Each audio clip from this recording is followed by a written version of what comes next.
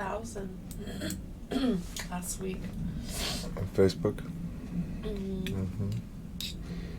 Hi friends, host Eric here, talking with Facebook. I don't know if this video is going to make it up there or not, but I just am at 5,000 subscribers right this second, you know.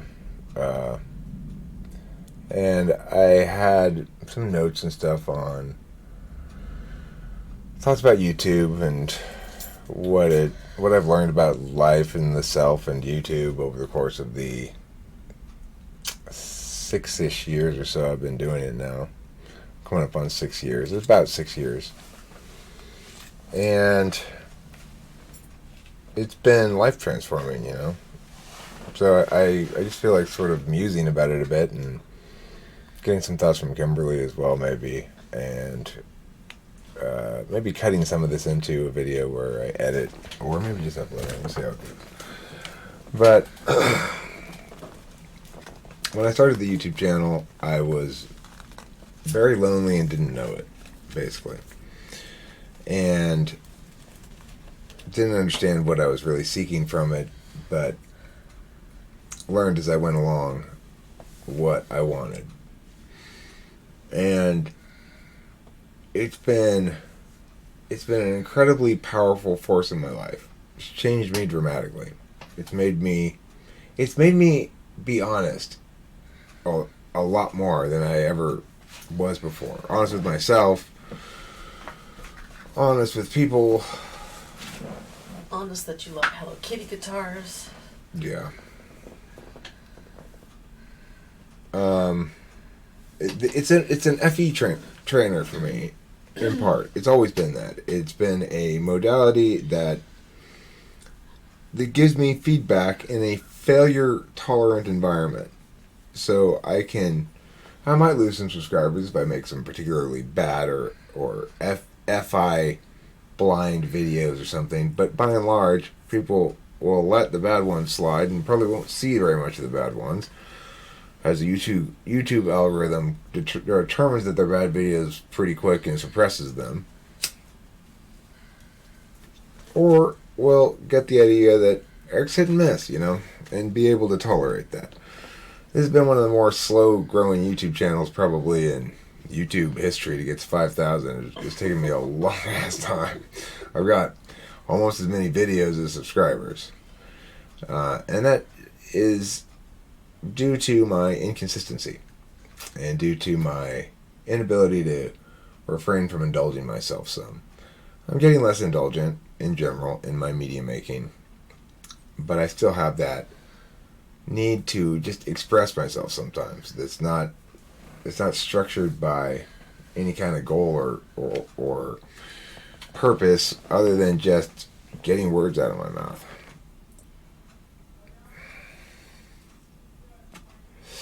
One thing I never would have expected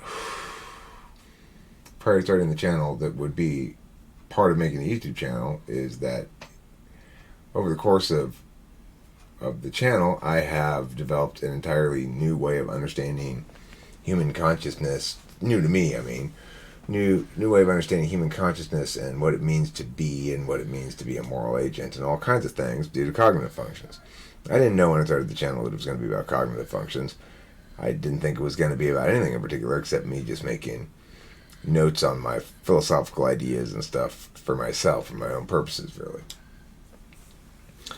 But because I discovered that it was possible to develop an audience as I slowly began to get a few subscribers, and I made a video about cognitive function sort of incidentally, and it got a bunch of likes, and I was like, oh, okay, well, I would prefer to succeed.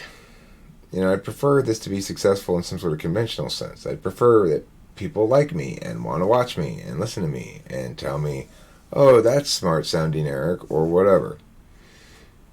There was a certain period of time where I had to come to terms with the reality that I did want attention and affirmation, and I did want more social engagement, and I was lonely, and I didn't have all the answers, and, you know, it took me some time to get that I had to pay a certain amount of attention to my damper corners. And YouTube really taught me to do that. You know, I've encountered a lot of different feedback from a lot of different people, ranging from totally illegitimate to totally legitimate to everything in between. And it comes at it, people come at it from different angles. I think the most legitimate angle of critique is often like an INFP angle, a carefully delivered finger wag about my insensitivity towards others' feelings and how carelessness with my words might do damage that's not intended but can be anticipated and about which I ought to be responsible. That's the most effective kind of critiques that have been leveled against me. And as a consequence, I've become more genuinely respectful of weight in the world. In other words, that sometimes what's justified or legitimate, defensible, is nevertheless a poor course of action to take. Just because I can defend the behavior doesn't mean I ought to do it. And so I find I don't really beat people up verbally anymore. Certainly not nearly as much as I once did. I'm much less cutting and sarcastic and contemptuous in my critiques, much more cautious in them, much more genuinely respectful of people's differences and the fact that to the extent that they seem sometimes offensively wrong to me, in part that's an expression of my own function bias. But to talk too much about cognitive functions in this video is to... What's going on here? I got some freezing or what? Something froze? Something froze. Perhaps it was the water in the lake.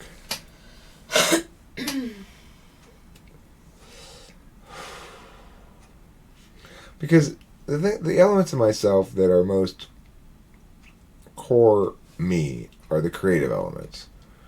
I am somebody who makes music, for example. And my music is more important to me than the TI stuff. My music's more important to me than being logical and academic and such. It's more really who I am. And that's why I'm an extroverted intuitor, not a TI dom. The cognitive function stuff is very in my wheelhouse. It's language, it's logic. But it's a work in a way that music isn't. I mean, music is plenty of labor, don't get me wrong, but it's purely intrinsically motivated. I seek to unearth whole entities that resonate independently of me in some regard. And I do so for the satisfaction of doing so. The YouTube channel affords me additionally at least some audience who's willing to listen to my music and give me feedback about it is one of its greatest values to me. Even though most of the videos, the vast majority of videos I put up are not music. I also put up a bunch of comedy style videos up here too. And those typically don't necessarily do particularly well. A lot of people will tell me I'm funny, but it's usually in on-the-fly moments. It's nothing structured. It's being responsive. I'm a comedic counterpuncher. I work off what's in front of me, you know? So, I don't know, those videos don't typically do very well, or as well. It's, you know, you learn what people want. People want stuff that resonates with them about them, most of all. There is an audience out there that just wants pure entertainment. It's just designed to delight in some regard. But you better be pretty damn entertaining. And even then, it's got to sort of resonate with individuals and their own experience in some sense. Cat videos. Cat videos are great, sure. Everybody loves cat videos. The one thing about animal videos is you eliminate all the social dynamics considerations. So you don't got to worry about whether the cat, you know, is positioning itself as smarter than you or whatever. It's just a cat. So, 5,000 subscribers is kind of heavy, kind of cool. I don't know if I'm gonna get a message from YouTube or something, an email saying congratulations, or if they're just maybe at 10,000 I get that. I don't know, something like that, some sort of little hooray for you kind of thing or whatever would be nice if I got that from YouTube. And I hope to accelerate the growth of the channel. One thing I've noticed is that Frank James is an example of somebody who has vastly accelerated the growth of his channel over the course of the last couple of months. Because when I saw him first, he was at like 25,000 over the course, and he acquired those with the existence of the channel, which was about a year, maybe, or 2 years, I don't know. And then the next time I saw him, like a month later, I saw the channel was like at 32,000. So he's clearly accelerated his rate of subscribers. I would like to be able to accelerate my rate of subscribers. I'm not quite right. Then this is the other thing that I've got in the mix is I have a pretty clear understanding of how to do that. If I were to accelerate my rate of subscribers, I would provide a steady and equal mix of Type Police plus, and then a tournament video, and then sort of general information about cognitive functions video, then a live stream, and just sort of repeat. That would probably maximize my subscriber rate, increase rate, as best as I could.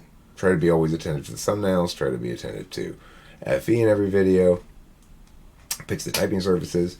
One interesting thing is I think the typing services have proved to be one of my best advertising methods, because I've found that when people do have a typing session with me, they tend to become fairly vocal advocates of that process and of me, which is greatly appreciated, of course, and gratifying, and make me realize that what I'm doing there is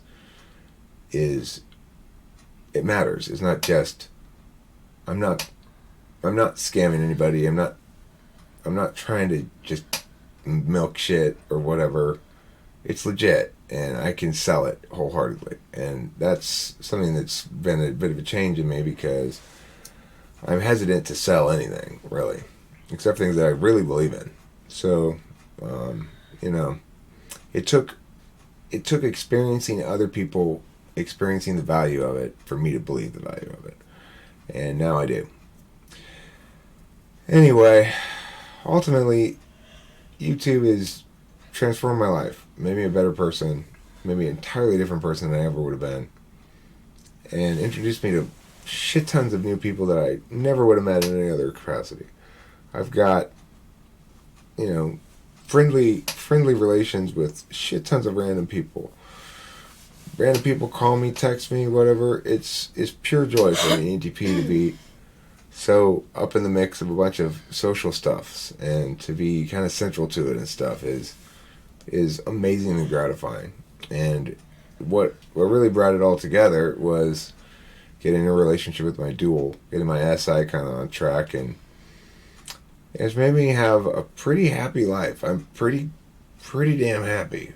It's like I get to play a lot. I do have some responsibilities, but that's appropriate and kind of enriches my life. And I get to talk to all these cool people and meet all these great, remarkable young people. Like, when Kim and I were in our early 20s, there just weren't, people just didn't have, they just weren't that advanced, But nowadays, with access to all the information that people have growing up, they are. And I've taken as much advantage of it in my personal life as I have in sort of my public media life, in the sense that people are coming to me with possible solutions sometimes, like Becky throwing out IFS. I jumped on that shit. And that's sort of the symbiotic ideal of community, where I may be the guy who's putting out the videos, but that doesn't make me smarter than anybody else about normal shit that anybody else is to deal with, Just because I'm the guy making the videos doesn't mean I know how to solve my own relationship problems. And I'm very blessed to have a relationship with the viewership that is friendship based, not fan based, not minion based, not leader follower based. Being an EP means I'm very egalitarian. I hate that shit. So You've made genuine connections. right, and why do I hate that shit? Because it prevents me from making genuine connections. Now, it doesn't mean I don't kind of get a kick out of it when I meet somebody and they go like, "Oh, host Eric, it's so exciting to meet you." I kind of get a kick out of that for a minute, you know, but it quickly goes away on both ends when they realize that, oh, I'm just some guy like anybody else, and they just because they see me on YouTube, it doesn't change that reality. Yeah, you don't have to show up at our house. Eric's just the same online. Yeah. So, it's been an amazing journey. I traveled across the country, met people in different cities in Kansas and Detroit and Colorado and Tennessee and And they've surprised us. Ohio. We've had surprise visitors here show up. Not recommended. We've had planned visitors show up. Okay with that. Planned visitors showing up is fine. And I think Kimberly's life as well has been rather turned upside down by the arrival of host Eric, as my life has been turned upside down by my involvement with Kimberly. You know, the archpastor's wife has turned out to be much more of a force to be reckoned with than I anticipated at first. Yeah. At one time, I thought I wanted children late in life. I decided, no, I've got TWFP. And you got me, and I'm a big baby. Well, I guess that will wrap it up for this video. If you are interested in being more active in the community and stuff, join the live streams. I have a lot of live streams, and call me, you know, text me, whatever, email me. I'm down to make videos with people. I'm down to interview random people. If you feel like being interviewed, email me, shoot me a text. Typing people. Now, if you want me to type you, it's going to cost you $100. But you get 75 minutes face-to-face at least, and believe me, it's worth it. I can earnestly sell this product because I believe in it. It's worth it, and you won't regret the expenditure. So, that's it. Don't forget to eat plenty of cheese. I want you to eat 5,000 cheese in honor of my 5,000 subscribers.